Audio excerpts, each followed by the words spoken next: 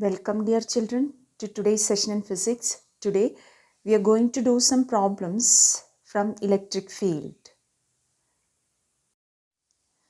We have already discussed that when a charged particle is kept in an external electric field, the charged particle experiences a force given by F is equal to QE, where Q is the charge and E is the electric field. From Newton's second law, this force F is equal to m into A, where m is the mass and A is the acceleration. Thus, equating the right-hand sides of the above two equations, we have ma equal to QE and A is equal to QE by m. So, acceleration of a charged particle in an external electric field is given by A is equal to QE by m. So, as we know, when a charged particle is kept in an external electric field, if the charged particle is a positive charge, it will experience a force in the direction of electric field, and if it is a negative charge, it will experience a force in the direction opposite to the direction of electric field. Now here comes the first problem. A plus 2 nanocoulomb charge is placed at a distance r from a negative 8 microcoulomb charge. If the charge experiences a force of 4000 Newton, what is the electric field intensity E at the point P? So here what is given is one charge is producing a field. We are asked to find that field. So it directly follows from the definition of electric field. Electric field is the force experienced by unit positive charge. So E is equal to F by Q, direct substitution, and we get the answer E is equal to 2 into 10 raised to 12 Newton per coulomb. Force is given and charge also is given. That was a very simple question. Now moving on to next question. A constant electric field of 40,000 Newton per coulomb is maintained between the two parallel plates. What are the magnitude and direction of the force on an electron that passes horizontally between the plates? The electric field, here it is given, the diagram is given, the electric field is in the direction from positive plate to negative plate. So electric field is directed downwards, but the charged particle is an electron, which is a negatively charged particle. So the negatively charged particle will experience a force opposite to the direction of electric field. So the direction of force on the electron will be in the upward direction, since the electric field is in the downward direction. Okay, the rest is calculation. So the acceleration or the force acting on the charged particle, it is in upward direction. Now the calculation, that is F is equal to QE.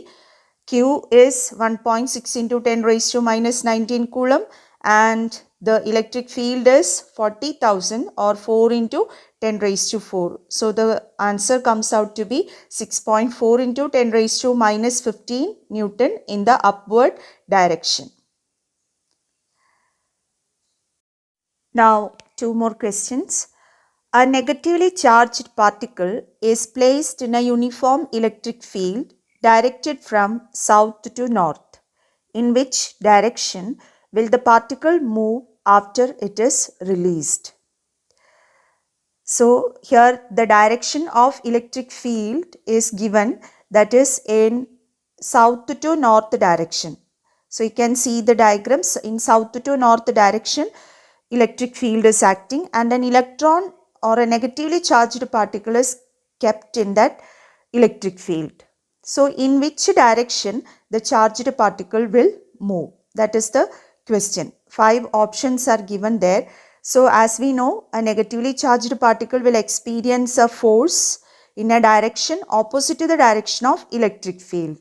So the direction of electric field is from south to north. So the direction of force experienced by the charged particle will be in opposite direction, that is north to south.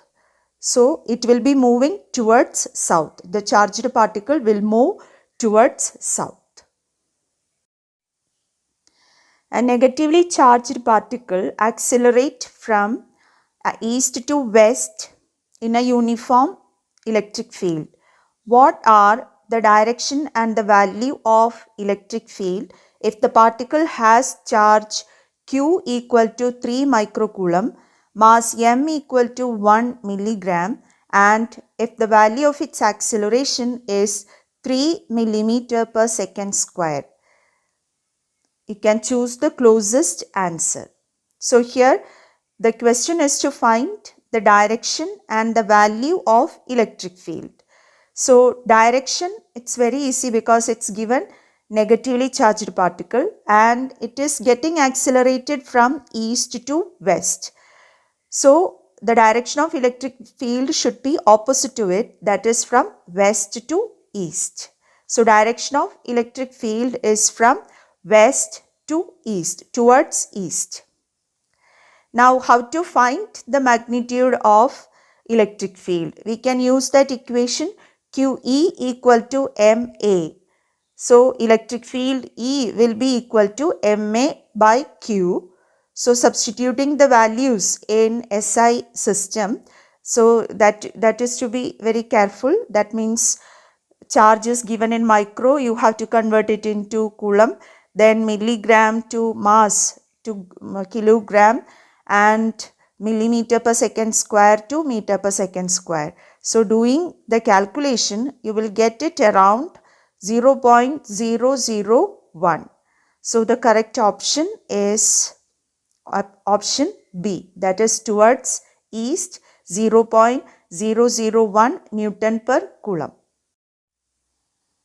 Now we move on to a question from examples, that is from textbook worked out example, example 1.8. An electron falls through a distance of 1.5 centimeter in a uniform electric field of magnitude 2 into 10 raised to 4 Newton per coulomb. The direction of field is reversed, keeping its magnitude unchanged, and a proton falls through the same distance. Compute the time of fall in each case. Contrast the situation with that of free fall under gravity. So as we stated earlier, here a set of parallel equidistant lines are shown which show an external electric field which is uniform electric field it is. So first of all, electron's case is given. Electron, it is in the electric field in this case, that is electric field is in upward direction. So the force experienced by that electron will be in downward direction and hence it will move downward. So we'll start with the case of electron. For an electron, we know we are asked to find is time of fall. See the separation between the two charged plates. This is positively charged plate and this is negatively charged plate. Okay, so the separation between the two, it is given as 1.5 centimeter. And you're asked to find what is the time of fall of the electron. So how can we find the time of fall? That follows from the equations of motion what we studied last year. That is second equation of motion we know in the simple form S is equal to ut plus half a t square, where u is the initial velocity, a is the acceleration, and t is the time what we mentioned here, and s is that distance through which the electron falls. So here u is equal to 0 because the electron falls from the state of rest. So u is equal to 0. And acceleration we have to find. So if we know s acceleration, we can easily find t square because s is equal to half a t square. So t square will be equal to 2s by a, or t is equal to root of 2s by a. So this is the equation which we are going to use. So substituting for S and A, we will get T. Now, how will we get this A? Because S is already given. S is equal to what? 1.5 centimeter. That is the same as 1.5 into 10 raised to minus 2 meter. Now, what is A? Acceleration. How will we get acceleration? That we will get from the expressions for force. We know the force experienced by the charged particle in external field is F is equal to QE. And by Newton's law, F is equal to MA, or MA is equal to QE. So, acceleration A is equal to QE by M. So, using this equation, we can calculate the acceleration. So, for the electron, when we substitute the values, Q is 1.6 into 10 raised to minus 19, and the electric field is 2 into 10 raised to 4 Newton per Coulomb, divided by mass of the electron is 9.1 into 10 raised to minus 31. So, this is the substitution for acceleration.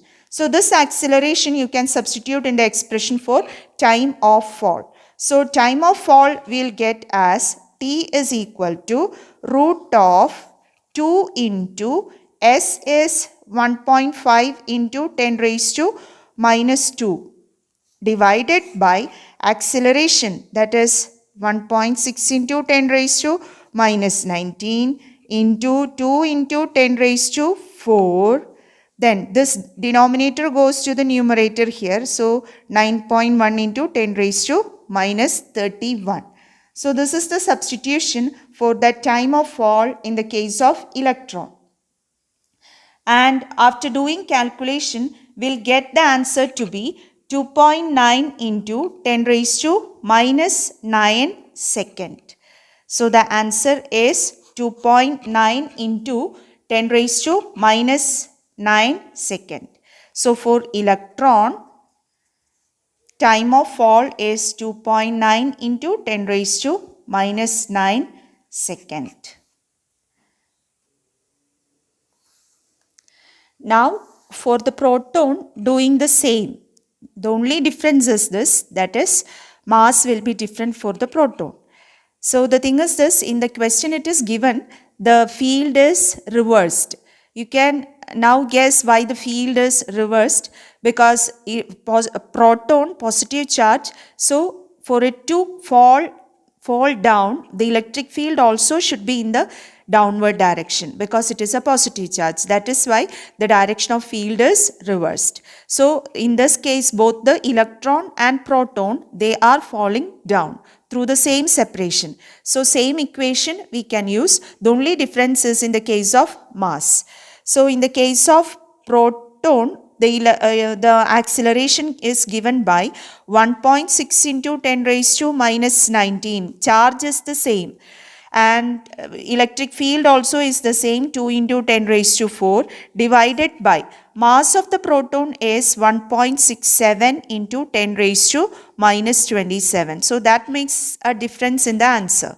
So time of fall, when we substitute, we will get root of 2 into 1.5 into 10 raised to minus 2 divided by 1.6 into 10 raised to minus 19 into 2 into 10 raised to 4. Then that mass goes to the numerator, 1.67 into 10 raised to minus 27. So after doing calculation, we'll get the answer to be 1.3 into 10 raised to minus 7 second. So in the case of proton, the answer is 1.3 into 10 raised to minus 7 second. And in the case of electron, it was 2.9 into 10 raised to minus 9 second. So 10 raised to minus 9 second for electron, 10 raised to minus 7 second for proton. So which one is less? Electron's time is less. That means electron takes small time or lesser time. It's because since electron is having less mass, when we compare electron and proton, electron's mass is less compared to that of proton. So its acceleration will be more. electron will have larger acceleration and it will take less time to fall through the same distance. So this is the answer to the first part of the question. Now in the question, one more thing is asked, that is contrast the situation with that of free fall under gravity.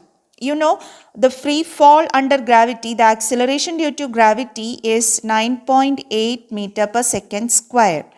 So in this falling, that means when the electron falls and when the proton falls, we haven't considered the acceleration due to gravity. We have just omitted the acceleration due to gravity. So in this case, we'll just calculate the acceleration here in the case of proton. We have already shown the substitution here. When we calculate that value, we will get it around. So this value will come around 1.9 into 10 raised to 12. So the acceleration of proton in the electric field is 1.9 into 10 raised to 12 meter per second square. So in comparison with this 10 to the power 12, this 9.8 meter per second square is a very small value which is negligible.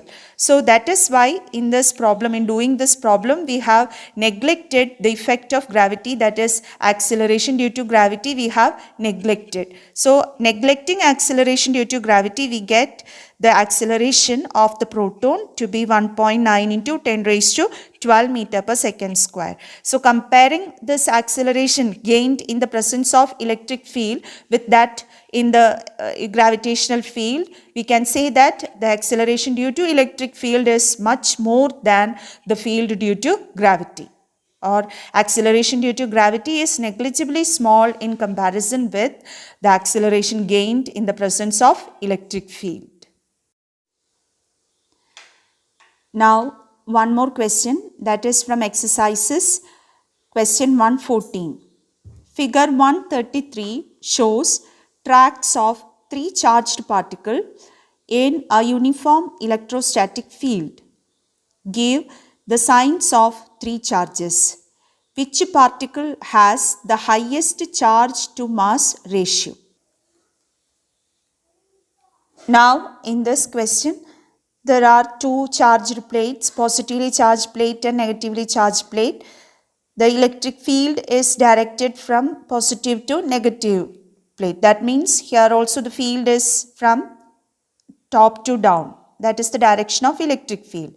You are asked to find which all are what are the signs of the 3 charged particles. 3 charged particles, they enter this electric field and they deflect in the electric field as shown, and you are asked to make conclusions regarding their sign, and you are asked to find which particle is having highest charge to mass ratio. So here also we will use Newton's formula and that the other equation, F is equal to QE. So F is equal to QE, F is equal to MA, or MA is equal to QE, and we have the acceleration. You are asked to find which particle is having highest charge to mass ratio. So Q by M. So we will write the expression for Q by M. Q by M is equal to A by E. So which charged particle will have? So the thing is this, A is directly proportional to Q by M. So the particle with more acceleration will have largest charge to mass ratio. So higher the charge to mass ratio, higher will be the acceleration. So to find which particle has highest charge to mass ratio, we have to find which particle is having more acceleration. So first let's think about their charge. Here it is seen that the first two, 1 and 2 particles, they get deflected towards positive charged plate. So we can make a conclusion that both of them, so they are getting attracted towards positively charged plate, means both of them have negative charge. Now the third particle is getting attracted towards negatively charged plate, so that third particle is having positive charge. So 1 and 2, they are negatively charged particles, and third particle is positively charged particle. So that is the conclusion regarding their sign. Hope you followed. Now regarding their charge to mass ratio. So highest acceleration, we have to find out which particle is having more acceleration. So more acceleration means the more they will get deflected from their actual path. So you have to see which one has more deflection from the actual path. So the actual path you can extend with the dashed line and you can see which is having more deflection. So you can see the more deflection is for which one? The third particle. The third particle is having more deflection and hence the acceleration is more for third particle. So the charge to mass ratio is more for third particle. So third particle has more more charge to mass ratio. So that is the answer to that exercise question 114.